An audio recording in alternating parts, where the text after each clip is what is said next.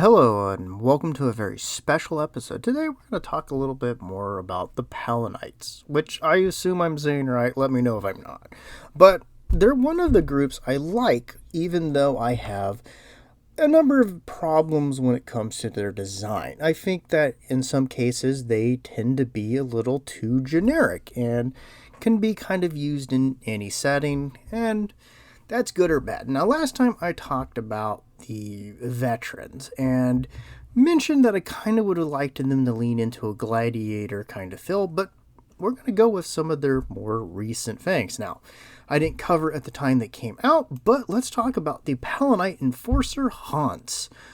Whoa, we're starting to really get into the name salad here, but okay.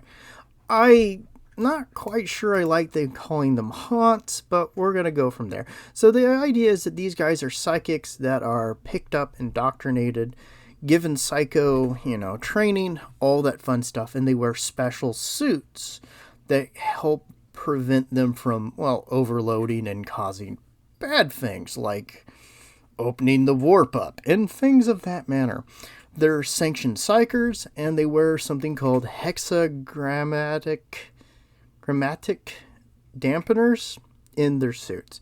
Now, from a design standpoint, I do quite like them. Now, I like the guy with the little bits of terrain the most.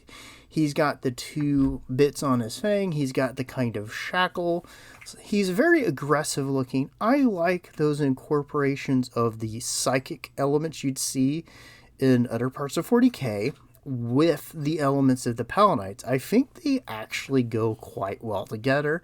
And, I do like that there's some design consistency with other psionics you see, such as some of the assassins.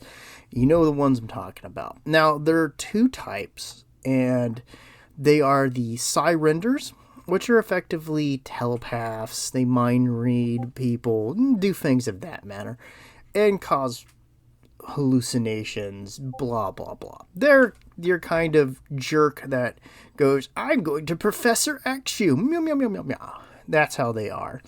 Then we got the Bone Crushers who, from my reading of it, they are like a very aggressive Susan Storm or Miss from the Fantastic Four. I forget what her official name is. I'm always messing that up. Sorry, Sue Storm? Sue Storm. I think so. They kind of have a power similar to them with the idea that they're creating force fields. They're also got some of the more classic elements of psionics where they're hurling people around, crushing bodies.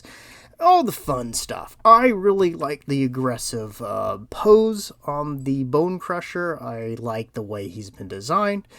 And the other one's pretty good too. I think both of these, design-wise, read like 40K psychers with the elements of the Palanites. So, I like that very much. A plus there. Then we come over to the Palanite companions. So, the best way I can talk about these guys these are your high-priced rent-a-thugs. And not a very nice way to put it, but they got these really crazy coats with these fur-lined collars. They got the little crest. I can never remember what that's called. Pardon me. And, generally, I just kind of like the way they read. They have a aggressive kind of moving forward stance. They look like they are actively looking around for threats. They're carrying some fairly intimidating weaponry. They are a good mix between guys that you are obviously hiring to not be very nice to other people for you, and working for an established law enforcement. I like them. The only thing I'm not wild about is, again, like the veterans, I don't really like the crest on them. I think, to a degree, they would actually read a little bit better if, for example, instead of the crest, you gave them some fairly large bolts across the top of the helmet, or they just had standard helmets, honestly. It's not a bad thing. It's just, in my opinion, I think it kind of centers the head in a weird way. The color's already bringing attention to the head, so I don't think it's really needed. Overall, I do like them. They have decent posing for guys who are supposed to be, well, high-scale bodyguards, enforcers, however you want to call it. Overall, one of the things I think about these recent batch of Palanite miniatures, they're all Forge World, by the way, and you already know how I feel, or if you don't, you can guess. As a general thing, I do think they have a fairly strong aesthetic that's been slowly developing with these releases. One of the biggest problems with Palanites, in my personal opinion, is that they have struggled for a very long time to stand out and to be their own thing outside of, well, a lot of fantasy design or sci-fi designs that you would see throughout. They didn't have that kind of it element that you would expect with 40k related, especially Necromunda related miniatures. Overall, I think this is an interesting move in their design, and I hope to see them expound upon it. I like the idea that they're going with them, and generally, they're starting to kind of develop their own kind of look and feel. I kind of like the coat aesthetic they're going with these guys. I hope they continue it, and hey, that's my opinion. Let me know what you guys think. Do you like these miniatures? Do you think this is a good series of design trends? Maybe they're exploring different ways to go. Do you like Necromunda? Do you want to hear more about Necromunda releases? Because honestly, at this point, it's probably one of the few things I care that much about. In general, I think the designs are good. The critiques I can give them are relatively minor. Like I said, the crest on the